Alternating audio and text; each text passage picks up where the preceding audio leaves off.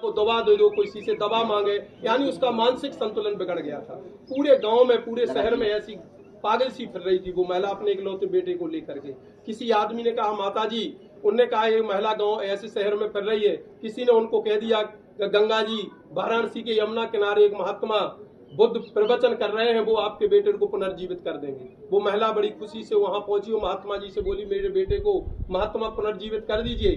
तो वो महात्मा बुद्ध थे, वो उसकी पीड़ा को समझ गए, वो तो ईश्वर के अवतार थे, और बोले माताजी आप अपने बेटे को यहीं छोड़ दो और इस शहर से आप किसी ऐसे घर से आप गेहूं के एक मुट्ठी बीज लाइए जिस घर में अभी तक किसी की मृत्यु ना हुई हो, किसी का भाई ना मरा हो, किसी का बेटा ना मरा हो, किसी का मित्र ना मरा हो, ऐसे घर से आप एक मुट्ठी बीज गेहूं के बीज लाइए। तो वो महिला ने कहा बहुत आसान काम है। वो भागी भागी शहर में गई और वो जिस घर में जाए कहे एक मुट्ठी मुझे गेहूं के बीज दे दीजिए, तो कोई भी देने, मेरा आपके गेहूं के बीज से मेरा बेटा जीवित हो जाएगा, तो सब कोई देने को तैयार हो गया। लेकिन जब उसने कहा कि आपके घर में किसी की मृत्यु तो नहीं हुई है, आपका कोई परिवार का सदस्य तो नहीं मरा है, तो वो बोले भैया हमारे, कोई कहे मेरा बेटा मर गया, कोई कहे मेरा पिता मर गया, कोई कहे मेरा पुत्र मर गया, यानी पूरे शहर में उसे एक भी घर ऐसा नहीं बचा मिला उस महिला को कि जिसके घर में कभी ना कभी कोई डेथ ना हुई।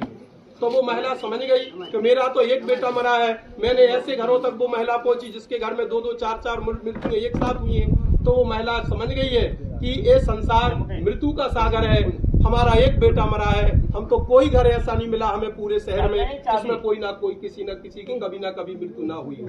तो ये संसार है, हम सबको आना जाना यहाँ लगा रहता है, लेकिन बस जब तक हम इस संसार में हैं हमें बड़े शालीनता के साथ मानवीय व्यवहार करके जीना चाहिए। साथियों, जहाँ तक मृत्यु भोज की बात है, आपको मृत्यु भोज के बारे में बताएं। जब जानवर होता है और जब उस साथ जानवर का जो साथी जानवर होता है और वो साथी जानवर जिस दिन नहीं आता है घर पर, तो उसका जो दूसरा साथी जो बगल में बंधा हुआ जानवर है वो उस दिन घास नहीं खाता है।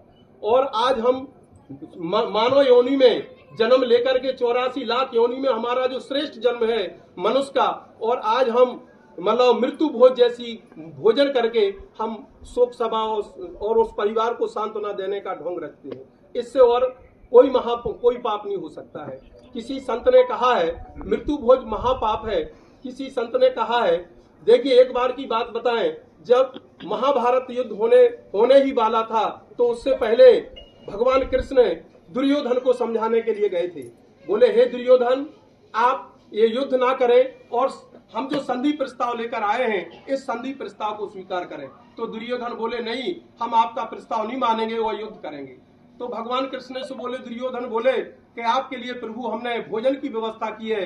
तो भगवान कृष्ण बोले भाई आपके यहाँ मैं भोजन नहीं करूंगा, क्योंकि भोजन वहां करना चाहिए जहां भोजन खिलाने वाला भी प्रसन्न हो और भोजन खाने वाला भी प्रसन्न हो। अगर दो में से किसी एक व्यक्ति दुखी है तो ऐसे स्थान पर हमें भोजन नहीं करना चाहिए। आज इस परिवार में इतना असहनीय संकट आया है, पूरा परिवार दुख में गमगीन है। 10-15 दिन से लगातार परिवार रो रहा है, परिवार के सदस्यों के मुंह में दाना नहीं जा रहा है, और हम उस परिवार में हलवा पूड़ी खाएं, खीर पूड़ी खाएं और बताओ हम शोक संवेदना मनाने का ढोंग रचें।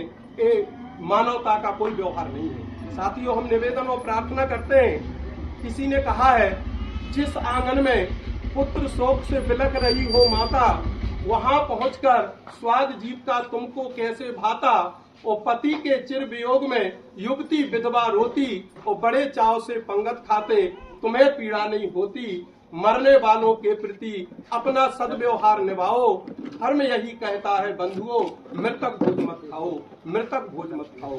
साथियों, हम आगे नशा, आज हमारी जो समाज है वो नशा की ओर सबसे ज्यादा जा रही है। बल्कि इस पे बोलना इस कार्यक्रम का अंश नहीं है, लेकिन हम कहीं ना कहीं इस चीज से हमारी समाज जुड़ी हुई है।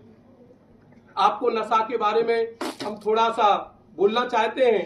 देखिए आज हमारी जो समाज है वो नशा में, अभी आपको बता दे, तत्कालीन में रास्ते से आ रहा तो मैंने गली में पूछ लिया एक महापुरुष से, तो वो नशा में थे, बहुत नशा में थे।